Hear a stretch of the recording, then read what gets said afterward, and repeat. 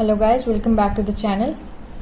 हम बहुत ही काफ़ी टाइम से अपने लेक्चर्स में हमने करंट इलेक्ट्रिसिटी यूनिट को शुरू किया हुआ है।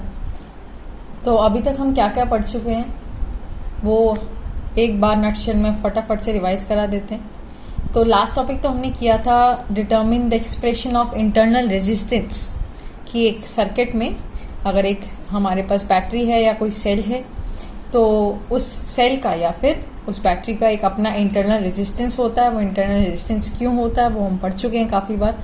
उसका एक्सप्रेशन जो हमने डिराइव किया था वो था E/V-1 whole multiplication by capital R, मतलब कि जो कि हमने लोड रेजिस्टर लगाया होता है उसका रेजिस्टेंस होता है बेसिकली। और TPD और EMF में हम डिफरेंस देख चुके हैं। अब हम मतलब प्रैक्टिकली यूज से भी समझ चुके हैं EMF क्या होता है और पोटेंशियल डिफरेंस क्या होता है और ये कब ग्रेटर होते हैं एक दूसरे से, मतलब कि E कब ग्रेटर होगा V से। ये केस हमने लास्ट लेक्चर में किया था। और कोई ऐसा भी केस है क्या जब V जो हो या फिर पोटेंशियल डिफरेंस की वैल्यू जो है वो ग्रेटर हो E से, मतलब EMF से ग्रेटर हो। वो एक केस में होती है, कब होती है? जब हम किसी बैटरी को ही रिचार्ज कर रहा हूँ। उसी बैटरी को अगर मैं चार्ज करने लग जाऊँ तो उस टाइम पे जिस बैटरी से मैं चार्ज करूँगी तब मुझे जो पोटेंशियल डिफरेंस होगा उसके अक्रॉस वो ज़्यादा देना पड़ेगा, क्योंकि जब उस बैटरी को मैं चार्ज कर रही होंगी तो उस बैटरी के अक्रॉस मैं वायर लगाऊंगी, पूरा सर्किट बनाऊंगी। अब सर्किट बनाऊंगी तो उस पूरी बैटरी में से जिसको मैं चार्ज कर रही हूँ करंट फ्लो करेगा। चार्जिंग का तो यही मतलब होता है कि करंट फ्लो करेगा जिस बैटरी को मैं चार्ज कर रही हूँ। अब करंट फ्लो करेगा तो उसकी जो इंटरनल रेजिस्टेंस है उसके अक्रॉस कुछ पोटेंशियल डिफरेंस यूज हो जाएगा। तो जितना पोटेंशियल डिफरेंस मैंने मेन बैटरी को दिया है, सपोज मैंने 6 वोल्ट की बैटरी से चार्ज करने की कोशिश की तो वो पोटेंशियल डिफरेंस सपोज से 1 वोल्ट कंज्यूम हो गया इंटरनल रेजिस्टेंस के थ्रू। तो जो मेरी बैटरी है अगर वो 5 वोल्ट की है तो फाइनली उसको 5 वोल्ट मिलेगा, बिकॉज उसके इंटरनल रेजिस्टेंस में जिस बैटरी को हम चार्ज कर रहे हैं उसका इंटरनल रेजिस्टेंस कुछ पोटेंशियल डिफरेंस कंज्यूम कर लेता है। तो ये पॉइंट था कि जब V जो है वो ग्रेटर देन EMF था। तो गाइस आज का टॉपिक इससे बिल्कुल ही अलग है, बिल्कुल ही मतलब यूं कहो कि न्यूमेरिकल्स का बेस जो है वो आज के टॉपिक मतलब किर्चॉफ्स लॉ से। इसको लोग किर्चॉफ्स बहुत सारे प्रोनाउंसिएशन होता है बट एक जर्नल सा इसको प्रोनाउंस करने का तरीका है किर्चॉफ्स लॉस। तो ये सिर्फ 2 लॉज हैं, पर यूं कहें कि इन 2 लॉज पे पूरे चैप्टर के न्यूमेरिकल्स बेस्ड हैं। तो जिसको ये अच्छे से लॉ समझ में आ गए, इनका प्रैक्टिकल यूज समझ में आ गया, तो इट मीन्स उसका ये यूनिट का न्यूमेरिकल पोर्शन सेट है। मतलब सेट मतलब बहुत अच्छे वाला सेट है। तो देखने वाले हैं हम आज इन 2 लॉज को कैसे डिराइव करना है। जहाँ समझने की बात आएगी वहाँ सिर्फ एक्सप्लेनेशन और डेफिनेशन वगैरह होगी, तो मैं वैसे ही आपको लोगों को डिक्टेट करके बता दूंगी। तो पहली बात तो ये है कि जो किर्चॉफ्स लॉज हैं बेसिकली ये रॉबर्ट गस्टव किर्चॉफ ने इंट्रोड्यूस किए थे, मतलब उसने जो है इनको इंट्रोड्यूस किया, इसीलिए इनका नाम किर्चॉफ्स लॉज पड़ गया है। तो पहला किर्चॉफ का लॉ मतलब फर्स्ट लॉ, या फिर हम इसको बोलते हैं करंट लॉ।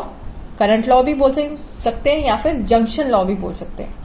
अब जंक्शन से या फिर करंट लॉ से कुछ तो समझ में आ रहा है। जंक्शन मतलब जंक्शन क्या होता है? एक ऐसा पॉइंट जहाँ पे बहुत सारी चीजें जाके मिल रही होती हैं। जंक्शन वही होता है ना, एक हम बोलते हैं कि ट्रेन के अगर हम ट्रेन में ट्रैवल कर रहे हैं तो कोई जंक्शन आ गया है, तो एक ऐसा जंक्शन जो कि बहुत सारी जगहों से जुड़ा हुआ होता है। जंक्शन मतलब पॉइंट, एक ऐसा पॉइंट जहाँ से बहुत सारी चीज़ें कनेक्टेड होती है, जंक्शन होता है वो किसी भी चीज़ का।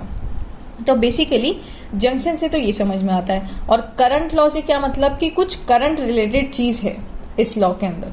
तो बेसिकली मैं स्टेटमेंट एक बार आप लोगों के लिए डिक्टेट कर दे रही हूँ। स्टेटमेंट क्या है फर्स्ट लॉ की? It is basically the law of conservation of charge, कि अगर एक सर्किट में से चार्ज निकल रहा है, ठीक है, तो निकल रहा है तो कहीं भी जा रहा है तो चार्ज हमेशा कंजर्व रह रहा है, चार्ज कभी लूज नहीं होता है। चार्ज लूज नहीं होने का क्या मतलब? अगर किसी भी सर्किट में चार्ज फ्लो करता है इट मीन्स करंट फ्लो करता है। करंट फ्लो करता है तो ये भी कह सकते हैं कि करंट का कहीं लूज नहीं होने वाला, करंट कहीं लूज नहीं होने वाला, करंट की वैल्यू कहीं घटने नहीं वाली है। जितनी वैल्यू हमने इनिशियली देखी थी वो हमें एट लास्ट मिलती है। तो बेसिकली हम यूं कह सकते हैं स्टेटमेंट में, जो हमारी मेन स्टेटमेंट है वो ये कहती है द टोटल करंट। इस फिगर से देख के भी आप समझ पाओगे, ये फिगर भी मैं अच्छे से समझाऊंगी, पर डेफिनेशन ये है the total current entering at any point in any circuit is equal to the total current leaving from that point. देखो, the total current entering at any point, ठीक है ना, एक P पॉइंट मैंने सपोज करके रखा है, कोई भी टोटल करंट जो कि इस पॉइंट को एंटर कर रहा होगा. अब देख लेते हैं, सपोज किए मैंने बहुत सारे करंट I1, I2, I3 सबकी डायरेक्शंस अलग अलग बनाई हैं. तो ऐसे करंट जो कि P पॉइंट की तरफ हैं या फिर उनकी तरफ एंटर कर रहे हैं, तो वो है I1, I2. बाकी I3, I4 और I5 की वैल्यू देखी जाए तो ये मतलब जो डायरेक्शन देखी जाए तो वो बाहर की तरफ है. तो the total current entering any point in any circuit is equal to the total current leaving from that point. Leaving from that point की बात करें तो कौन कौन से करंट लीव कर रहे हैं P पॉइंट से. एक तो I3 लीव कर रहा है क्योंकि इसकी direction away from P point है. I4 लीव कर रहा है, ऐसे ही हम देख सकते हैं I5 लीव कर रहा है. तो स्टेटमेंट के हिसाब से अगर मैं एक मैथमेटिकल एक्सप्रेशन लिखूं तो the total current entering at any point I1 plus I2 is equal to the total current leaving from that point, मतलब I3 plus I4 plus I5. तो इस पूरी जंक्शन में, जंक्शन मतलब जहाँ बहुत सारे करंट जो है आपस में जाके मीट कर रहे हैं, मतलब उनकी डायरेक्शन जो है किसी भी सर्किट से मीट कर रहे हैं किसी भी पॉइंट पे. तो एक जंक्शन पे बहुत सारे करंट अगर एंटर कर रहे हैं या फिर लीव कर रहे हैं तो टोटल करंट हमेशा कंजर्व रहता है. आप ऐसे भी कह सकते हो I1 प्लस I2 ये अंदर को जा रहे हैं तो इनकी डायरेक्शन मैंने पॉजिटिव मान के चलिए. अगर मैं इन सबको लेफ्ट हैंड साइड ले आऊँ, minus I3, minus I4, minus I5, सिर्फ मैंने इसीलिए इक्वल टू 0 ये मैंने इसीलिए किया है. माइनस इसलिए, माइनस से क्या पता चलता है कि वो करंट जो है I3 की बात करें तो वो लीव कर रहा है, तो वो अपोजिट डायरेक्शन में अगर लीव कर रहा है तो माइनस, हमें माइनस से मतलब समझ में आता है. अगर हम अपोजिट साइड ले जाएंगे इट मीन्स टोटल करंट जो है हमारा कंजर्व रहने वाला है. चाहे आप इसको ऐसी स्टेटमेंट से लिखें या फिर ऐसे लिखें, बात सेम ही है. अगर माइनस की बात आ जाती तो फिर माइनस ये डिनोट करता है कि करंट की डायरेक्शन शायद अपोजिट हो गई होगी, इसलिए माइनस साइन आता है. तो ये था किर्चॉफ्स फर्स्ट लॉ के बारे में कुछ चीज़, मतलब अभी इसका कोई डेरिवेशन खास है नहीं, सिर्फ एक डायग्रामेटिकली हमने समझाया है कि हम कहना क्या चाहते हैं इस पॉइंट में. तो अब आते हैं सेकंड लॉ पे. तो गाइस, सेकंड किर्चॉफ्स लॉ क्या कहता है. पहली बात तो ये किर्चॉफ्स लॉ किस पे बेस्ड है. जैसे कि हमने पहले लॉ के बारे में बात की कि जो करंट होता है किसी भी पॉइंट पे जितना लीव कर रहा होता है उतना ही एंटर कर रहा होता है, मतलब कंजर्वेशन ऑफ चार्ज के बारे में पढ़ा, ठीक है ना. मतलब करंट से क्या मतलब, फ्लो ऑफ चार्ज हो रहा है. अगर चार्ज का फ्लो हो रहा है तो जितना फ्लो ऑफ चार्ज अंदर की तरफ रहेगा उतना ही बाहर की तरफ. करंट की टर्म्स में बात करें तो हमने करंट एंटरिंग और करंट लीविंग की बात की. तो बेसिकली सेकेंड लॉ किसके बारे में, वो कंजर्वेशन ऑफ एनर्जी के बारे में बताता है, ठीक है ना. एनर्जी के बारे में कैसे बताता है वो हम देखते हैं अभी. तो स्टेटमेंट कुछ ऐसी है कि the algebraic sum of potential differences V equals to IR. जैसे कि हमें अगर सपोज करो किसी सर्किट में किसी रेजिस्टर के अक्रॉस पोटेंशियल डिफरेंस का ज्यूम निकालते हैं तो V इक्वल्स टू IR करके निकालते हैं कि कितना करंट उसमें से फ्लो कर रहा है इनटू रेजिस्टेंस. तो the algebraic sum of all the potential differences V equals to IR and the EMFs around any close loop is 0.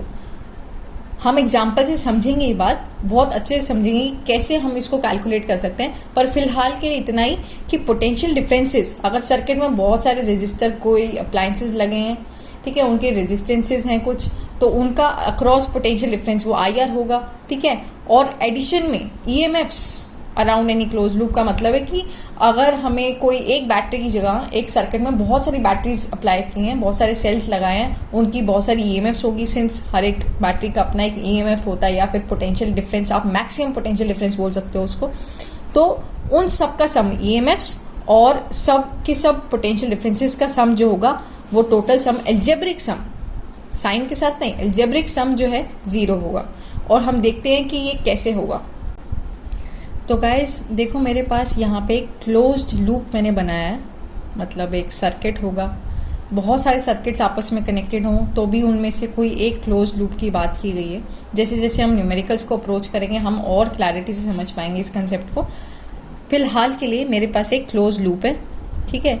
और क्लोज लूप कुछ ऐसा है कि सपोज करो करंट कहीं बाहर से आ रहा है, ठीक है, और वो कुछ ऐसे फ्लो कर रहा है इस डायरेक्शन में, और बीच में R1 रजिस्टर लगाया है, फिर थोड़ा करंट बाहर को फ्लो हो गया, और फिर मैंने यहाँ पे आगे एक बैटरी लगाया है जिसका EMF E2 है, बैटरी का ये पॉजिटिव और यहाँ पे नेगेटिव लगाया, तो सिंस पॉजिटिव से करंट फ्लो करता है तो मैंने यहाँ पे सपोज करके रखा है ये I2 करंट है, ठीक है। और उसके बाद ये नेगेटिव हो गया बैटरी का, और इधर की साइड देखें तो जब करंट एंटर किया था तो यहाँ पे एक रेजिस्टर लगाया जिसका रेजिस्टेंस R4 है, ठीक है। और यहाँ पे एक बैटरी लगाई हुई है पॉजिटिव नेगेटिव के साथ, तो सिंस करंट जो है पॉजिटिव से नेगेटिव जाता है तो यहाँ से निकला तो I1 करंट यहाँ पे फ्लो कर रहा है। और यहाँ से नीचे देखे जाए तो एक R3 रेजिस्टर लगा हुआ है। तो बेसिकली क्लोज लूप है जिसके अंदर नंबर ऑफ बैटरीज हो सकती हैं और करंट की मतलब डिफरेंट डायरेक्शंस हो सकती हैं। करंट की डायरेक्शन इसलिए हो सकती है क्योंकि बैटरी का पॉजिटिव कहाँ लगा है, जैसे कि हमने कहा है कि जैसे I2 ऐसे फ्लो कर रहा है, अगर मैं इस बैटरी को उल्टा कर दूं तो पॉजिटिव इधर होता तो करंट कुछ ऐसे फ्लो कर रहा होता, नीचे की तरफ फ्लो कर रहा होता। तो आपको डिफरेंट टाइप्स ऑफ कनेक्शंस मिल सकते हैं, डिफरेंट टाइप्स ऑफ प्रॉब्लम्स मिल सकती हैं। पर इस अगर एग्जांपल को देखा जाए तो इसको यूजिंग सेकंड किरचॉफ्स लॉ से कैसे इस बैटरी की जो मतलब कि टोटल EMF है और पोटेंशियल डिफरेंसेस है उनके बीच में एक रिलेशन कैसे एस्टैब्लिश करना है वो हम इस एग्जांपल के थ्रू देखते हैं। तो फॉर सपोज लूप ABCDA के लिए अगर हमें इस सेकंड लॉ को अप्लाई करना है तो हम कैसे करेंगे। देखो guys, it is a very difficult concept. अगर हम फर्स्ट टाइम के पॉइंट ऑफ व्यू से देखें तो इसको देख के मतलब थोड़ा भी वो नहीं लेना है कि हाँ ये थोड़ी डिफ़िकल्ट चीज़ आ गई और हम इसको कैसे करेंगे और हमें समझ में थोड़ा कम आ रहा है। बट जैसे जैसे आप चैप्टर के न्यूमेरिकल के साथ जो है वाकिफ़ होगे और थोड़ा और प्रैक्टिस करोगे तो उससे आपको इजी लगने लगेंगे कंसेप्ट। पर पहली बार के लिए कोई चीज़ टफ़ ही दिखाई देती है, तो इसको इजी करने की कोशिश मैं पूरी तरह से कर रही हूँ। तो जितना सपोर्ट दे सकते हो और जितना ज़्यादा से ज़्यादा लाइक करोगे वीडियोज़ को, अपनी फ्रेंड्स के साथ शेयर करो ताकि उनके भी कंसेप्ट क्लियर हो। और आपको सब्सक्राइब करना है चैनल को ताकि आप लेटेस्ट वीडियो फटाफट से देख सकें। तो देखो यार, अब लूप ABCDA ये लूप जो है ADCBA होता तो शायद बात कुछ और होती। अगर मैंने लूप का नाम जो डायरेक्शन है उस पर भी फोकस कर रही हूँ ABCDA, इसको मैं ADCBA भी कर सकती थी और उसके हिसाब से भी देखेंगे कैलकुलेशंस क्या क्या बनेंगी। तो हमें करना क्या है, हमें जितने भी पोटेंशियल डिफरेंसेस आएंगे रास्ते में उनको ऐड करते चलना है और जितनी भी बैटरी की EMFs आएंगी उनको भी ऐड करते चलना है। और ऐड करना है तो सपोज करो डायरेक्शंस का भी बड़ा रोल है इसमें। डायरेक्शंस पे इसलिए मैं बार बार फोकस कर रही हूँ। तो डायरेक्शंस के लिए एक छोटे छोटे साइन कन्वेंशन जो हमने खुद से सपोज करके रखे हैं। तो पहला साइन कन्वेंशन क्या है, it is about the potential difference. Potential difference किसके अक्रॉस, रेजिस्टर्स के अक्रॉस। जैसे सपोज करो एक रेजिस्टर है, एक रेजिस्टर है जिसका रेजिस्टेंस R1 है, ऐसे इसका R2 है, इसका R3 है, इसका R4 है, ये जो रेजिस्टर है इसका रेजिस्टेंस। तो अगर मैं इसके अक्रॉस पोटेंशियल डिफरेंस की बात करूं तो पोटेंशियल डिफरेंस IR होगा। जितना भी करंट सपोज करो I1 करंट फ्लो करा है तो I1 R1 इसके अक्रॉस पोटेंशियल डिफरेंस होना चाहिए। ऐसे इसके अक्रॉस क्या होगा, अगर ये I2 फ्लो करा है तो I2 R2 होना चाहिए इसके अक्रॉस। तो देख लेंगे जिस भी लूप जिस भी डायरेक्शन में, जिस सपोज इस रीजन की बात करूं तो इस रीजन में I3 फ्लो कर रहा है तो I3 इंटू R3 कर दिया तो इसके अक्रॉस पोटेंशियल डिफरेंस की वैल्यू आ गई। तो हमें करना क्या है, हमें साइन का ध्यान रखना है। अगर हम करंट की डायरेक्शन में जा रहे हैं तो जो पोटेंशियल डिफरेंस होगा, सपोज पोटेंशियल डिफरेंस मतलब IR की वैल्यू जो होगी वो पॉजिटिव होगी अगर हम करंट की डायरेक्शन में जा रहे हैं। मतलब कि करंट भी लेफ्ट से राइट ही जा रहा है और हमारी रेजिस्टेंस आई है बीच में, मतलब रेजिस्टर आया एक बीच में जिसकी रेजिस्टेंस R1 है। तो अगर इसी की डायरेक्शन में जा रहे हैं तो इसके अक्रॉस का पोटेंशियल डिफरेंस जो है I1 R1 माना जाएगा, ठीक है। लेकिन बात सिर्फ इतनी है, सपोज करो आप ये वाली रो को छोड़ के हम इस वाली रो में आते हैं अभी। तो इस रो में एक रेजिस्टर आया है मेरे पास जिसकी रेजिस्टेंस R2 है और इसके across potential difference I2 R2 होना चाहिए क्योंकि यहाँ करंट I2 है और रेजिस्टेंस R2 है। लेकिन इस रेजिस्टेंस को अगर मैं जो हमारी इक्वेशन है उसमें जब अप्लाई करूँगी तो उसकी वैल्यू पॉजिटिव होगी या नेगेटिव पोटेंशियल डिफरेंस की। वो पोटेंशियल डिफरेंस की वैल्यू जो होगी वो होगी नेगेटिव। वो ऐसे कि हम लूप में A से पहले B को अप्रोच कर रहे हैं फिर B से C को, मतलब लूप में तो हम ऐसे चल रहे हैं, B से अब हमें C की तरफ आना है। लेकिन जो करंट है वो पॉजिटिव से नेगेटिव जा रहा है। अगर इस डायरेक्शन में देखो ये पॉजिटिव लगा ये नेगेटिव लगा तो डायरेक्शन करंट के ऊपर को है, लेकिन हम इधर को आ रहे हैं, हम नीचे को आ रहे हैं। लूप का नाम क्या दिया? A B C D A B C D A से बी से सी से डी, फिर डी से ए। तो अगर मैं बी से सी तक आ रही हूँ, इट मीन्स मुझे जो रेजिस्टेंस है, मैं ऐसे जा रही हूँ नीचे को, लेकिन करंट ऊपर को बह रहा है, तो पोटेंशियल डिफरेंस इसके अक्रॉस जो होगा वो माइनस I2 R2 होगा। तो पोटेंशियल डिफरेंस नेगेटिव कब होगा? जब हम करंट की डायरेक्शन से अपोजिट आ रहे हो तो, ठीक है ना। ये तो हुआ कि हम करंट की डायरेक्शन, सेम डायरेक्शन की बात करूं मैं, अगर सेम डायरेक्शन ऑफ करंट तो पॉजिटिव, और नेगेटिव कब होगा? पोटेंशियल डिफरेंस की अक्रॉस एनी रेजिस्टर, अगर मैं पोटेंशियल डिफरेंस की बात करूं वो नेगेटिव कब होगी? जब करंट की डायरेक्शन के अपोजिट हम जा रहे हैं। और हम आगे आए तो इस लूप में देखते हैं। अब सिंस ये है कि यहाँ पे करंट की डायरेक्शन ऑलरेडी मेंशन कर रखी है I3, और यहाँ पे हम आ भी C से D तक ही रहे हैं, तो I3 भी ऐसे ही जा रहा है, हम जा भी C से D तक रहे हैं, तो I3 R3 इसके अक्रॉस पोटेंशियल डिफरेंस की वैल्यू होगी, सपोज B3 मैं मान लेती हूँ अगर। और अगर मैं नेक्स्ट लूप की, मतलब नेक्स्ट रो की बात करूँ, अगर मैं D से A तक आऊँ, लूप पूरा करना है ना, अब D से A तक आना पड़ेगा मुझे, तो D से A तक आऊँगी तो करंट जो है पॉजिटिव से नेगेटिव, मतलब ऊपर को जा रहा है, और हम जा भी ऊपर को ही रहे हैं, तो जा ऊपर को ही रहे हैं, तो इसके अक्रॉस जो मेरे पास पोटेंशियल डिफरेंस आएगा वो आएगा, मैंने इसको सपोज करके चला है I4, इसके अक्रॉस जो करंट, जो इसके करंट अक्रॉस फ्लो करेगा वो मैं I4 सपोज करके चला है। अगर ये I4 है यहाँ से, तो ये I4 इंटू R4 जो है यहाँ पे पोटेंशियल डिफरेंस की वैल्यू होगी। तो ये हो गई पॉजिटिव पोटेंशियल डिफरेंस और नेगेटिव पोटेंशियल डिफरेंस के बारे में, कि कैसे डायरेक्शंस को देखना है। माइंड इट यार, ये दूसरे स्कूल्स में, आपके कोचिंग इंस्टीट्यूट्स में अलग अलग बताई जा सकती है, पर बात ये कि आपको कोई भी एक कंसेप्ट पकड़ना, उसको पकड़ के रखना लास्ट तक, पूरे ईयर के एंड तक।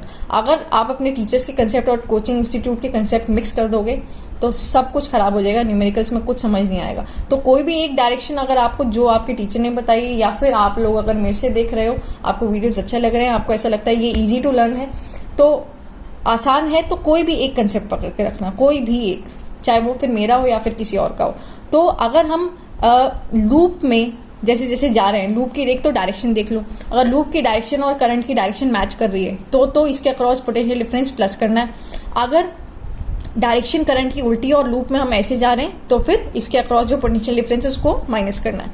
तो और ईएमएफ के बारे में क्या बात है, ये तो हो गई इसके अक्रॉस पोटेंशियल डिफरेंस, जो भी सारे रेजिस्टर्स हैं। अगर मैं ईएमएफ की बात करूं, अगर हम सपोज करो मेरा लूप ABCDA है, ठीक है ना, हमारा लूप का क्या नाम है, ABCDA, तो मैं A से B तक जा रही हूँ, यहाँ तो कोई ईएमएफ है ही नहीं, मतलब कोई बैटरी है ही नहीं, तो नीचे जा रही हूँ, तो जो भी साइन पहले दिखाई देगा पॉजिटिव है तो पॉजिटिव, मतलब E2 को हम ऐड कर देंगे। अगर मैं C से D जा रही हूँ तो यहाँ पे कोई पोटेंशियल डिफरेंस की वैल्यू नहीं है। अगर मैं D से A तक जा रही हूँ तो मुझे कौन सा साइन पहले टकराया, बैटरी का, नेगेटिव, तो नेगेटिव साइन मैं ऐड कर दूंगी, मतलब माइनस इवन कर दूंगी। और इस सारे अलजेब्रिक सम को, कंसेप्ट क्या कहता था, इन सबको कर दो ऐड, माइनस में हो या नेगेटिव में हो, ऐड करके लास्ट में 0 के इक्वल पुट कर दो।